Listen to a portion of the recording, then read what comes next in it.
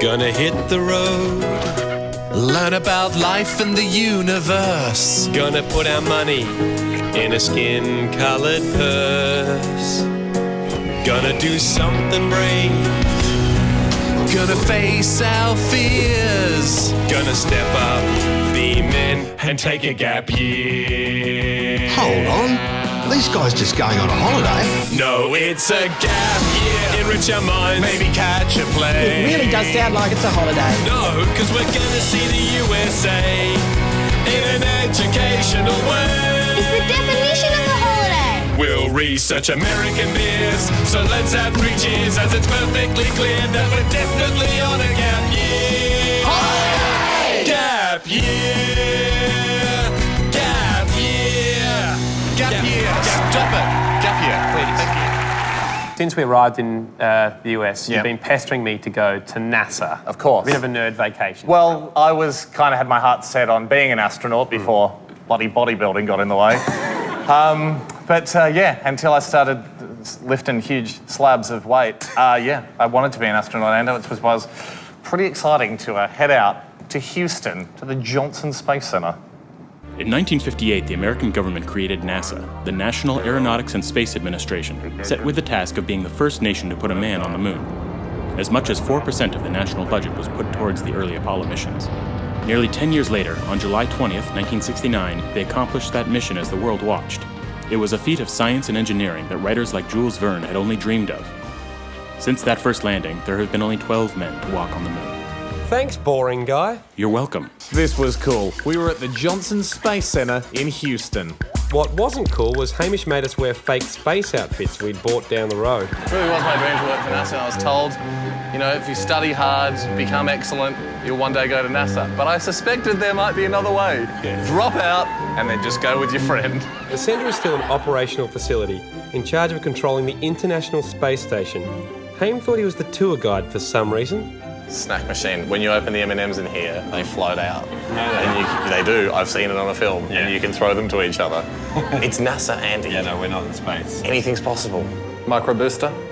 If there's an emergency, you need to get up the shuttle quick. Pop that on your back. You're up. Like a jetpack? Yeah. Fire extinguisher? What's that? Fire extinguisher? You'll need one when you land, because you come in pretty quick.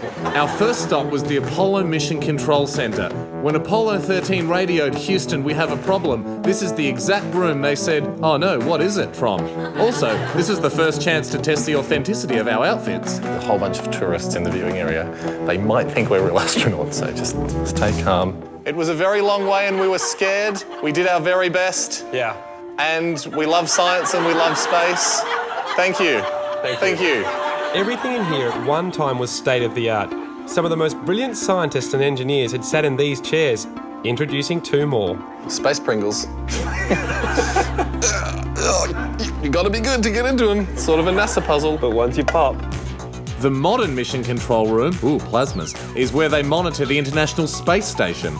This is quite amazing. Not a single person's on Facebook, and it's an office. I think they're doing like ideal holiday destination, like where would you most like to go? And then over here they graph it like, I would love to go that country the most, or I'd love to go there the least. So it's probably lunchtime and then they'll get back to work.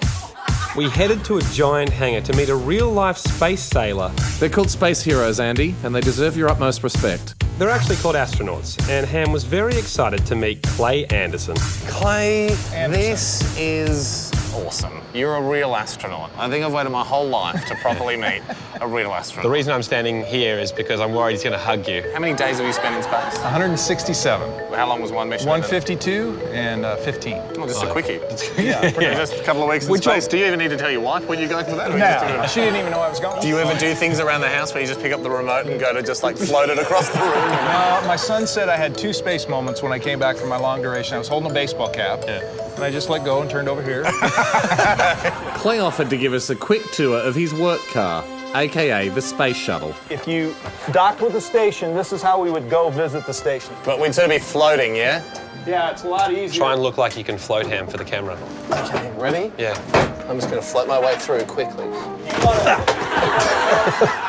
It's broken, Clay, I didn't float. I was most interested in the vacuum toilets. God, these NASA guys are very clever. You put your TT funnel in here, and you fire away. It's so easy. Do you get annoyed when you go back home and you have to use the old system of aim and shoot? Yes, it's actually kind of frustrating because this is pretty cool to be peeing in space. If you're really good, you can kind of make it go around a corner. This is Hamish to Mission Control.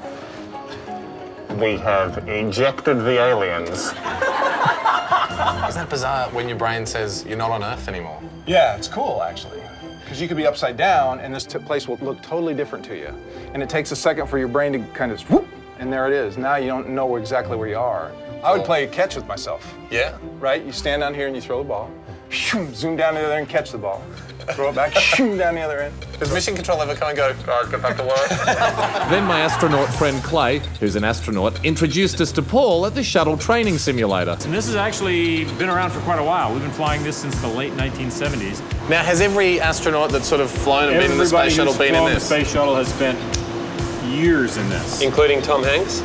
Obviously not. We did ask Paul if there was room for 2 new astronauts. How much flying experience do you have? As a passenger, Lots and lots of it. I mean, we flew over here. Yeah, that's at least 15 hours, isn't it? He does sleep a lot, though. Well, to conserve my energy in case there's an emergency, and then I'm ready to pounce. Well, we'll just have to see how you do. We made our way up the stairs. Ultimate Supreme Flight Commander Blake was ready to take the team into virtual space, but when we got into the shuttle, Flight Hog Andy took the driver's seat. Do you want me in at all? Or? Yes, right here. So I'm just sort of back here, I'm out. Do I just get like a movie to watch during it, or? We'll put on a movie. No, you're going to be a flight engineer. But I really want to steer and fly the space shuttle and everything. This, by the way, is telling you where local gravity is right now. Yeah, I don't know if you can see that, but we are hanging kind of upside down on it. Oh, floating shoe. Oh. Hey, 20 seconds. It's a bit like zero G, Andy. Hey, 20 seconds, put shoes on. Shoes on. Oh, it's starting.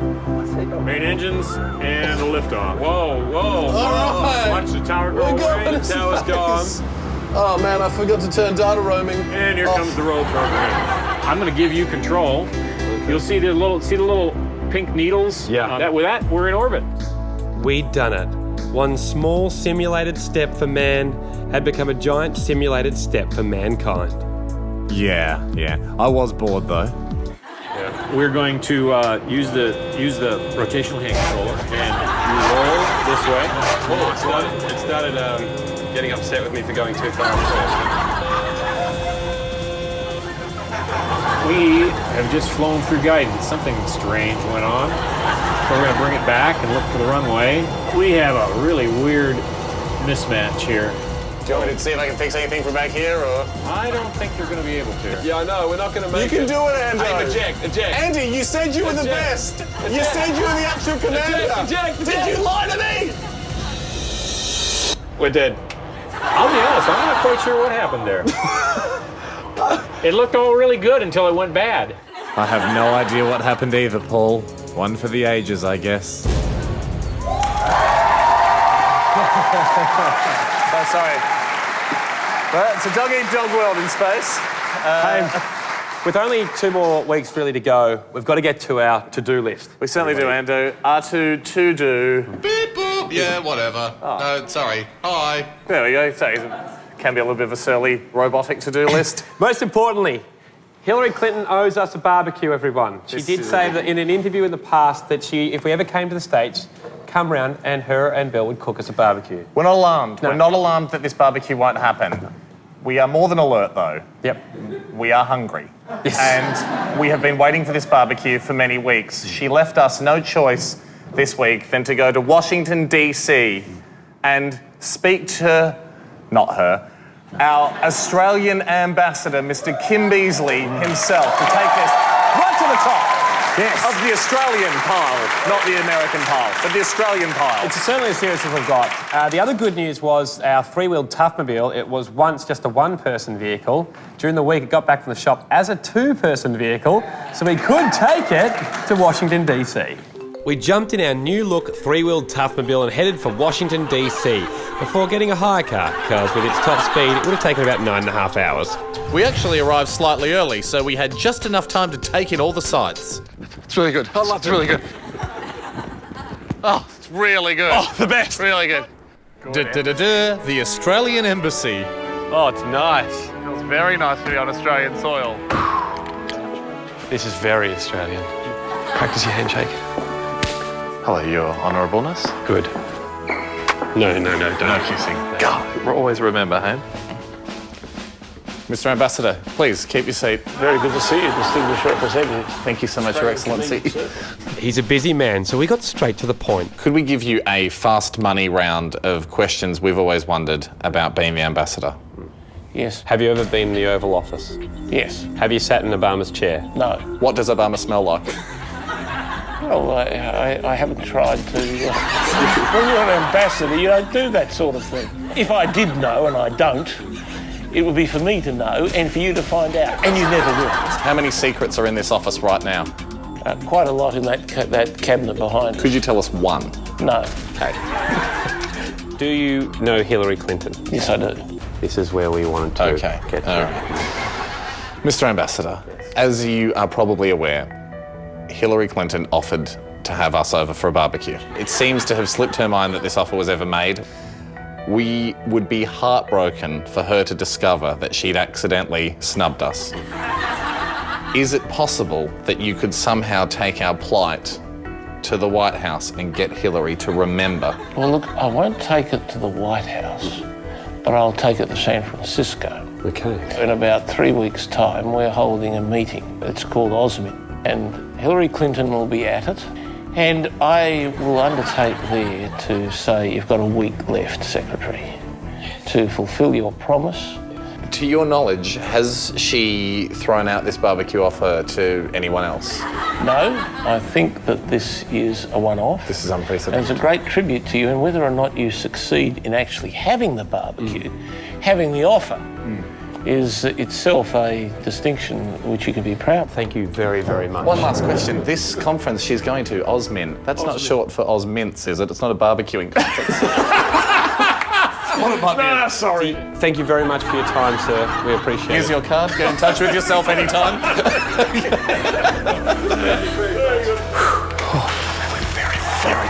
Very good. It's in the bag. Tim's got a lot of sway. It's going to happen. I can almost sniff the sausages. This is good news. Haim, one thing Next I think item. might be tougher than actually getting a barbecue with Hillary Clinton is Hamish to gain a magician membership to the Magic Castle. It's a venue in LA that only allows registered magicians in, magicians with skill.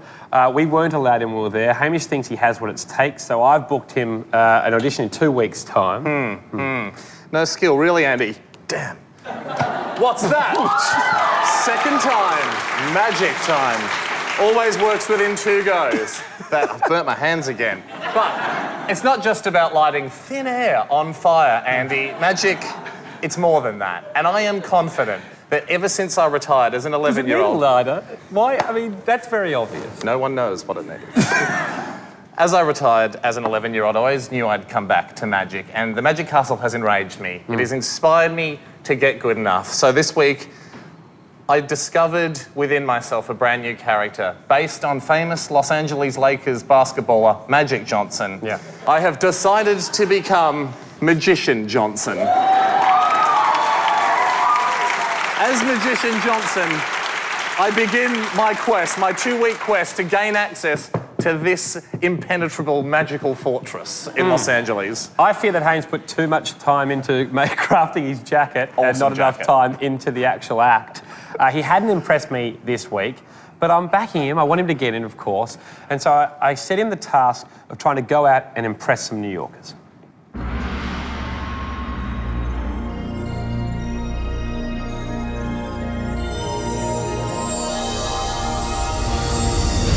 Don't want to bother you, but just wanted to know if you wanted to see just a basic trick. Give it to me. I don't do basic tricks. I do amazing ones. How was that? That was awesome. One of the best thing you've ever seen? Ever seen. Take that, Andy. Regular deck of cards? Okay. Cut the deck like that. Show you the top card. Don't tell me what it is. Okay. All right? I feel like it was probably... What's this? Is that the card? Yeah. Amazing, yeah? Pretty good. You've been magicked. Thanks, man. Say, what was your name? Kerry, they say magic's not easy. In fact, they say it's pretty hard. Thanks. Thanks a lot. You've been magicked. You've been dazzled. Do you acknowledge for the cameras I've never met you before? You have never met me. We're complete strangers. You've never met Magician Johnson, even if you've seen me on TV. You've never met me. Yep, you might have you seen me on TV? No, I haven't. Yeah, okay, so I thought you might. I've misplaced a lot of streamers. Have a look in your bag.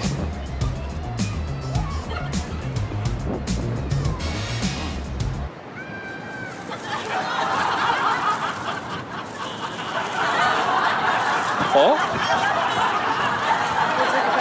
Oh. Oh my God. Yes. Very cool. What do you think? Goes on for ages. Sorry? It goes on for ages. Thank you. Do you know how I did it? You distracted me. No, I didn't. That's a lie. You've been magicked. Dazzling people on the street is one thing. Dazzling live human Australian beings is another. Madam, what's your name? Susan. Susan. Lovely name. That's not part of the trick. I'm just going to rifle through this deck of cards. Just tell me any card you see. Ready? Name the card. Do you see a card? What'd you get? Should I tell you? Yep. 9 of hearts. 9 of hearts she got. Why don't I put on my glasses and see if I can find your card? Boom! Yes, magic!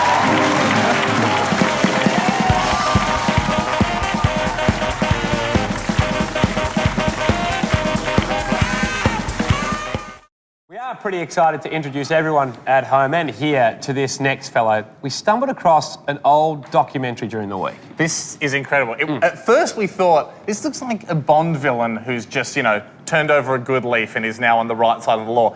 He's a private investigator. Yeah. His name's J.J. Arms. This footage is actually for real. Yeah. This is him in his hometown in Texas. In the 70s, he's in El Paso, and I think he might be the most awesome human being we have ever seen. Not only is he a man with nerves of steel, but in fact, this very unique man has hands of solid steel. Meet private investigator J.J. Arms.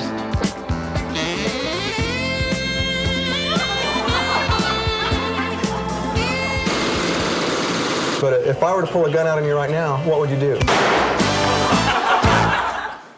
Yeah. You've got to love someone that shoots the interviewer if they ask about guns. Hey, that was shot about 40 years ago, 30 to 40 years ago. Miraculously, after we made a few phone calls, he still exists and he's still a private investigator. We went down there to meet him. We covertly flew to El Paso, Texas, right on the Mexican border, to meet the special man. How long to get there? You're the nav man. GPS says 6 minutes. There's a little gun symbol by the side of the road, which means there's criminals coming up, so duck. Okay, good. You got criminal alerts on, do we? Yeah. It's always pretty impressive when you can make your initials into a gun logo. J.J. Arms was the most public private investigator of the 70s, making his name with a daring rescue of Marlon Brando's kidnapped son from Mexico. We met J.J. Arms and his son Jay Jr. at his offices. You've got a This is our little office. That's a replica of you. Yeah, it's our decoy. Has anyone had it shot the decoy, or any women fallen in love with it accidentally? No, they try to shoot it. JJ, is it okay if we call your office a lair? It looks a bit like a lair. It's our headquarters, and this is where we work from. No, it's definitely a lair because most offices don't have rotating bookcases, crossbows, Tommy guns, tranquilizer pistols. Oh, and this. If you're expecting some trouble, we hide back there with a gun. Oh, wow. Secret wall. We open the bar and surprise them. Have you really done that? No, but that's that good idea. could happen. And there's nothing better than putting a good plan into action. Mr. Arms, you've met your match. I've come here to kill thee. I'm sorry, but I've got a backup, I've been waiting for you, Mr. Lee. Well, that's the most fun I've ever had. JJ still gets a lot of work, largely because El Paso borders Juarez of Mexico, a seriously fierce place. It's the most dangerous part in the planet. most dangerous More than like plot. Baghdad or? Oh, worse than Baghdad or Afghanistan. Why is it so dangerous? Is it drug Because cartel? these cartels have no conscience. If Andy and I walked into Juarez today, just on a little quick souvenir sombrero run, and ended up in the wrong part of town. They kill you, take your head off, and hang it right there on the bridge.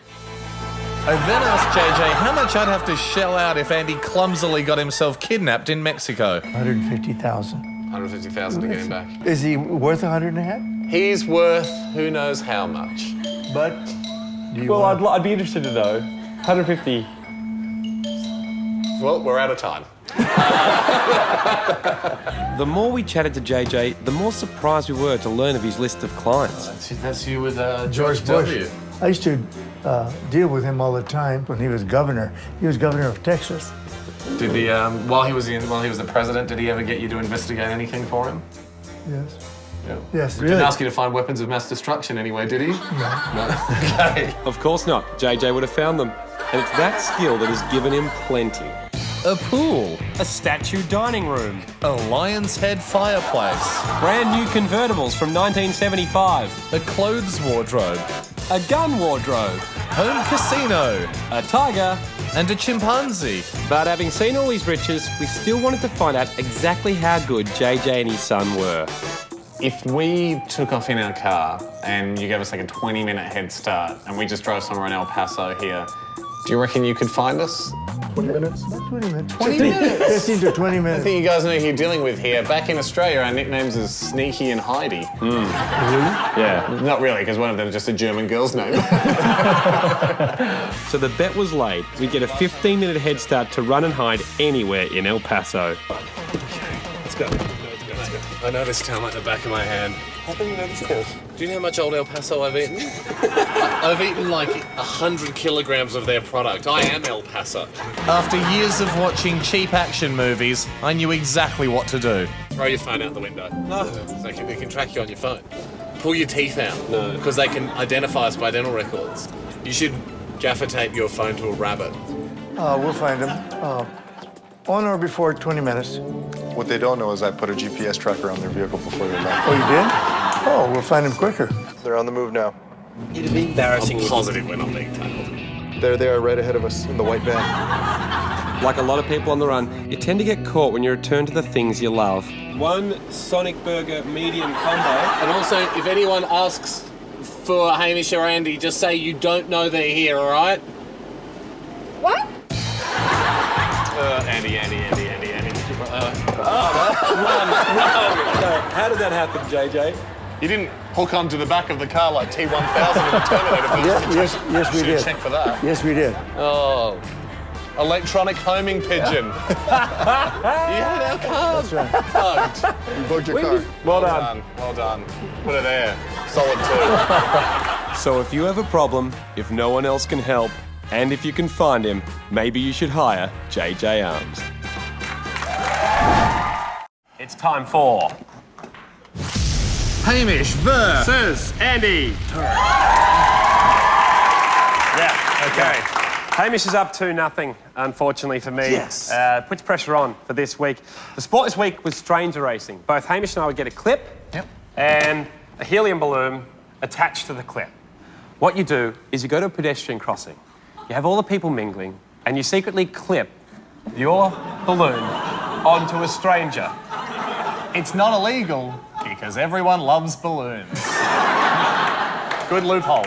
Hey, we did this, and as soon as the WART signal obviously arrives, the race would begin. Another sunny day in New York City and ideal conditions for stranger racing on the hallowed turf of Park and 28th Street. For a recap on the rules, here's someone who's no stranger at all, Ryan Shelton. Stranger racing sees two competitors each select a stranger at a pedestrian crossing by attaching a balloon marker. When the walk signal says go, the two strangers unknowingly begin racing. The first stranger to the other side wins the race. Back to you.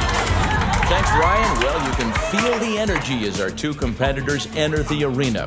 Hamish Blake giving his trademark kisses to the crowd. And you can, of course, see Andy and Hamish in their new TV show, Hamish and Andy's Gap Year, Thursday nights at 8:30 on Channel 9. Anyway, network commitments aside, let's get racing. Both competitors jockeying for a good position. It looks like Hamish has zoned in on a young student, and she has a backpack. Good news for Blake. He's clipped on and awaiting the walk signal. Andy's favoring what appears to be an IT worker who also has that all-important bag.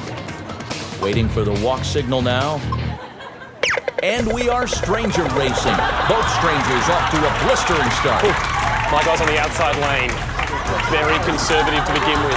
Oh, what a start. Both strangers on world record pace. Oh, she's got 2 bags, but it's not slowing her down. I think she's almost there. It's a tight Who's got it? He's discovered it on the line. Oh, early tragedy for Lee with his balloon detected in the dying moments. That's a win. That is a win for yellow. Blake takes round 1. Ryan Shelton is with our victorious stranger now. Electric racing. How do you feel about that? What's your secret? Well, that's good enough for me. Back to you. Thanks, Ryan. I guess she's just a natural. That's 1-0 Blake. Time for round 2. Again, Blake moves in early. He's renowned for his sneakiness, and today is no exception. He's clipped on. Lee, meanwhile, leaving his run very late. Oh, and he gets clipped on at the last possible moment, but I'm not sure if that was a legal clip. We'll have to come back to that in a moment. Just go, don't think about it, run! Some confusion, meanwhile, as Lee's stranger crosses the finish line for the win, but it may count for nothing as it was an extremely late clip-on. Let's go to the video referee to confirm if it was legal. As you can see, she was on the street, but was Lee still on the footpath when the clip took place? Just too hard to tell from this angle. Let's go to the clipometer to confirm. A great bit of technology imported from Australia. Let's have a look. Well, it sounds like a clip to me, but what's the decision? It's a legal clip and a win for Lee. Ryan Shelton's on the sideline. Well, an easy victory. How's that feel? How do you do it? Back to you guys. Wow, she cannot wait to get home and tell the family. It's all tied up at 1 apiece. Both men very nervous with so much riding on this race. Andy considering the gentleman eating ice cream. A high degree of difficulty with no bag. Oh, an extremely bold t-shirt clip, a deft touch from Lee. Hamish zones in on a businessman. Is he even on? I can't tell. Blake is on, and we are racing. Oh, terrible start from my guy, and he's eating a tub of ice cream. Well, the ice cream certainly seems to be slowing him down, but hold on, it looks like Blake Stranger is changing course, veering violently to the south. No, dead ahead. Straighten up. Where are you going? Straighten up. Here's your chance, less eating, more walking. Oh, this could be too close to call. They crossed at the exact same time. Incredible scenes right now as the replay shows. It's a dead heat. Well, graphics don't lie as we're forced into a tiebreaker round. Ryan Shelton explains more. Well, in a tiebreak situation, both competitors select the stationary taxi by attaching an oversized balloon marker. When the light turns green, both taxis unknowingly begin racing. The first taxi to cover 2 blocks wins the race. Back to you. Well, sports fans, you can cut the tension with a knife. Both competitors not taking any chances, knowing full well that poor taxi selection could cost them the title. Our eye in the sky shows them taking up position. Quick thinking from Lee as he goes straight for the far car with the clear lane. And they're clipped on and racing now. As suspected, Lee with an early lead. Oh, my guy's got the jump. Here we go. Go yellow. Hazards are on. There's no hazard. Lee's right, the hazards are on, and he appears to be slowing. But wait, Blake's got his own troubles over here. What's my guy doing? He's been hailed. Disaster as Blake's taxi has been hailed mid-race and is pulling over. I think my guy's been hailed. Oh, hail fail. It has become known as a hail fail on popular social networking sites, but more importantly, this means victory for Lee. Let's cross to Ryan with the winner on the finish line. Ryan. Wow, Lee, what a win. How do you feel? Thanks, Ryan. Your insight today, as always, has been invaluable. We've seen a memorable win for Lee and an incredible day for stranger racing. That's it from me, and like always, don't you be a stranger. Well done, mate. Thank you, mate. But we both know it's not official. Not official yet until it goes on our expensive scoreboard by a butler. We got a game on our hands. Thank you, Justin and Jack. Now, I keep explaining to Hame that being single is fine. In fact, can be enjoyable. And I keep ignoring Andy because, as his love coach, it is my mission to also be his ultimate wingman. It's a title that I take very, very seriously, and I've tried many tactics over the weeks that we've been here to try and secure Andy a lady. Not good ones. Until this week. No. I decided to use magic to get Andy a lady. We've all been, to quote you guys, bloody blown away with my magic skills, and thank you. Magic can do incredible things. It can cut a lady in half and put her back together again. But can it deliver a whole lady to V's arms? I don't know. Here's the setup. I, as Magician Johnson, venture out into New York City. Andy, as a passerby, is roped in to my magic act. I say to him, oh, boy, your wife's going to kill me getting you to do magic with these beautiful women here. He says. Then I'm made to say, I don't have a wife. I'm single. What? Magic. What do we know about girls? They love magic. What else do we know? Nothing. So it's a good thing we knew that magic fact. Magical wingman. All you've got to do is sit there, doing nothing. Look pretty. Good. You are doing something. You're looking pretty already. Without even knowing it, you're my assistant.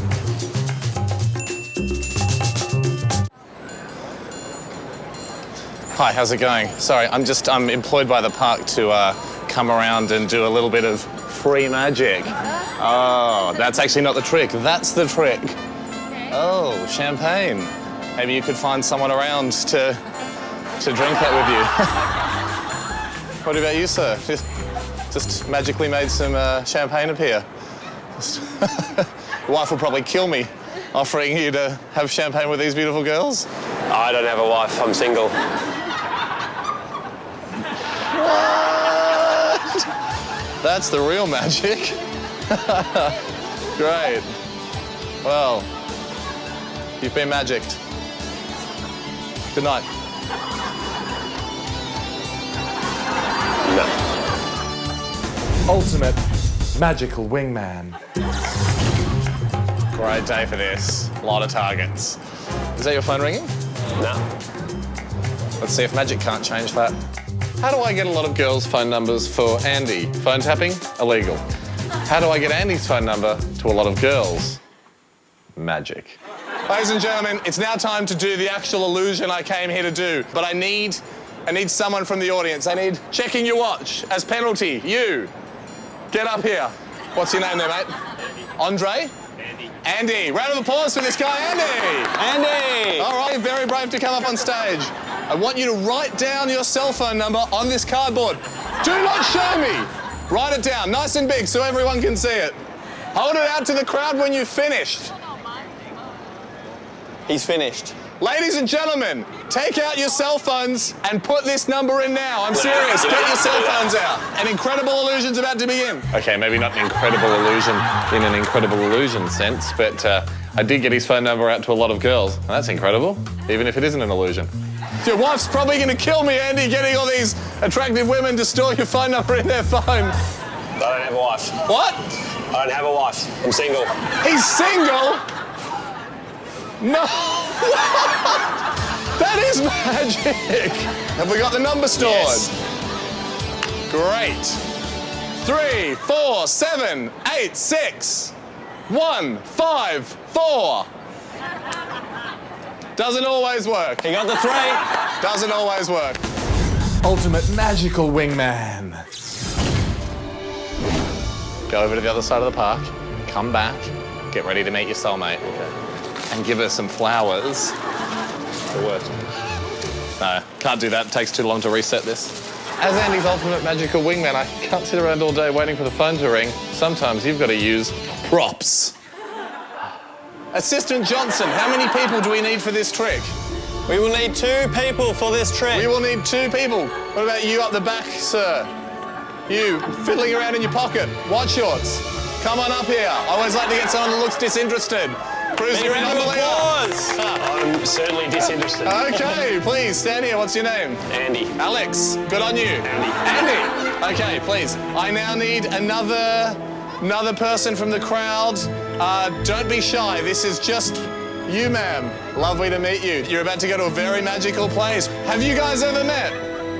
No. Have we ever met? No. Lovely. Okay. Man, your wife's gonna kill me getting you to do a trick with such a lovely lady. I don't have a wife. You don't have a wife? I'm single.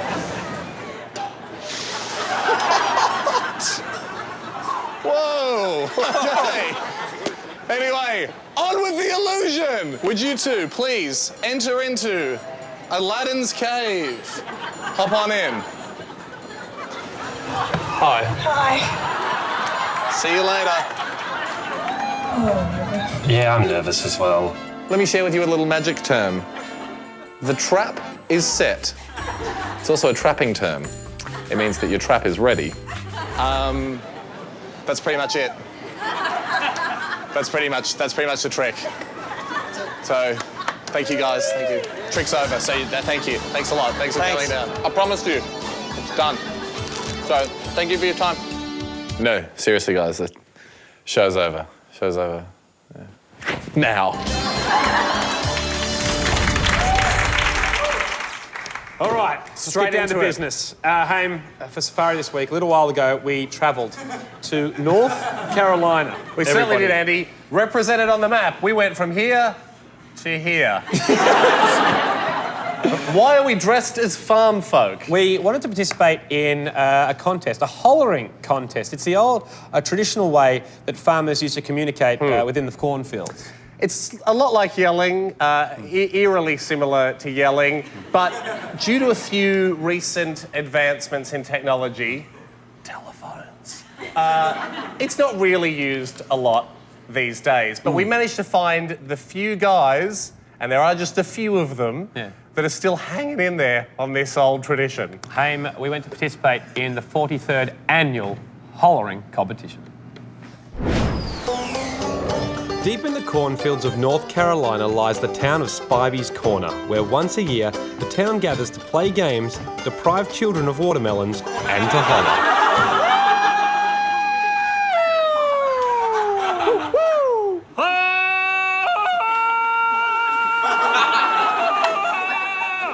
But what is hollering?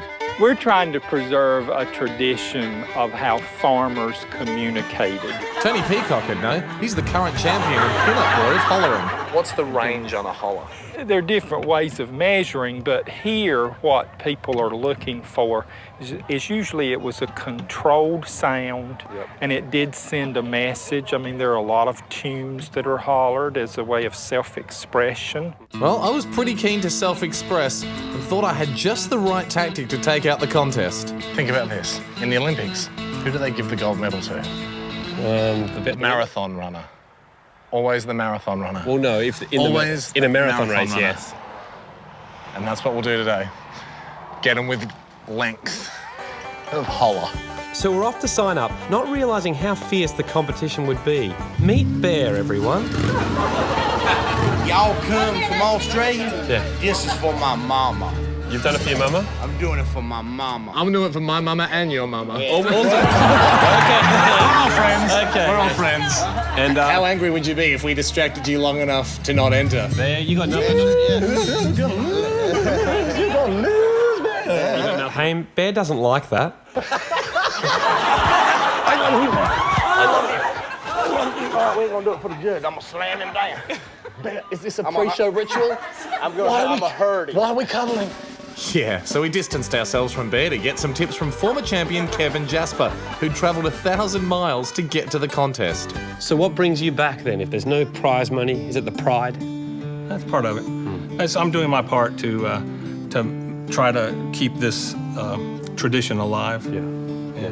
Having never hollered before professionally, how do you rate my chances?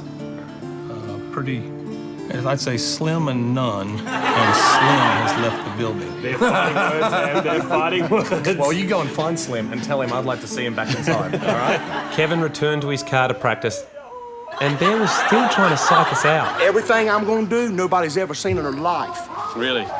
It's all out of that crazy head, boy. Yeah. I'm not scared of losing today. No. I'm just scared of getting home without Bear clamped to the roof of the car, punching through it. Yeah, you might eat it. You might eat it. As with all world championships, one local news crew showed up. You right here, this video, I'm being discovered today. There you go. NBC has it first. A couple of other big networks wanted me on. I said, no way. No. NBC came to the party. Yeah. And there you go. You got it. Australia's #1 hollerer. After the obligatory national holler, it was time for business. Ladies and gentlemen, to start the 2011 Men's National Hollering Contest is contestant 602. Whoa! Whoa!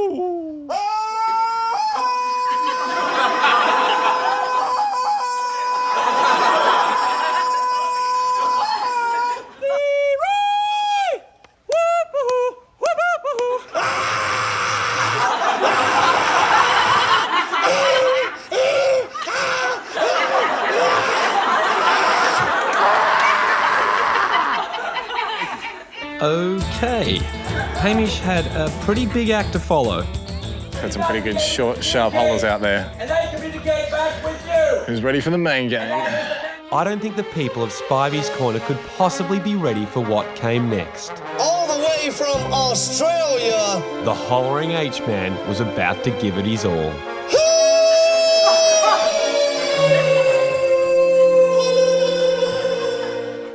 The hollering contest was in full flight, and local hunks waited with bated breath. But warm-up time was over.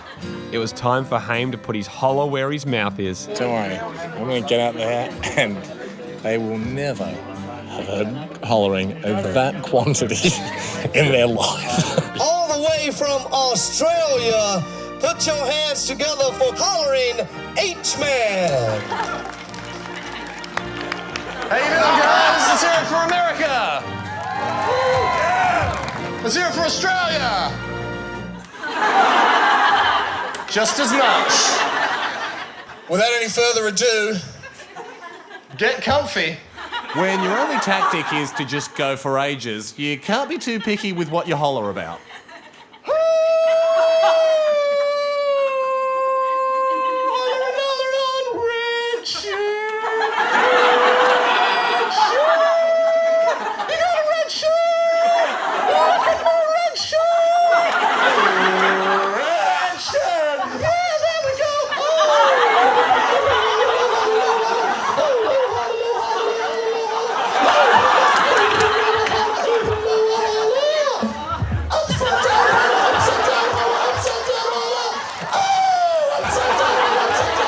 This went on for ages.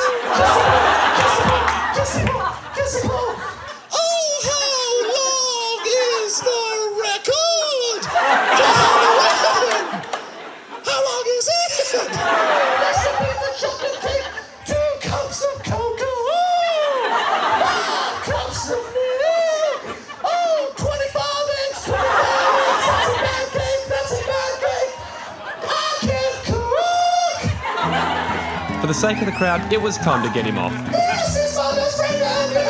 Sadly for hollering fans, I was cut short. I wasn't really finished all the way from Australia. But I guess they had to announce the winner before sunset. The moment we have all been waiting for. Your 2011 National Hollering Contest Champion, Mr. Larry Jackson. That is so rigged. Haim had not taken it well, neither had I, so we took it up with the judges. Was I disqualified or? I don't know. They didn't want. I was the best. And they The best don't always win, you know that. Now we'll come down to a real contest, fist fight. Okay. We'll be back after this. I've been up there.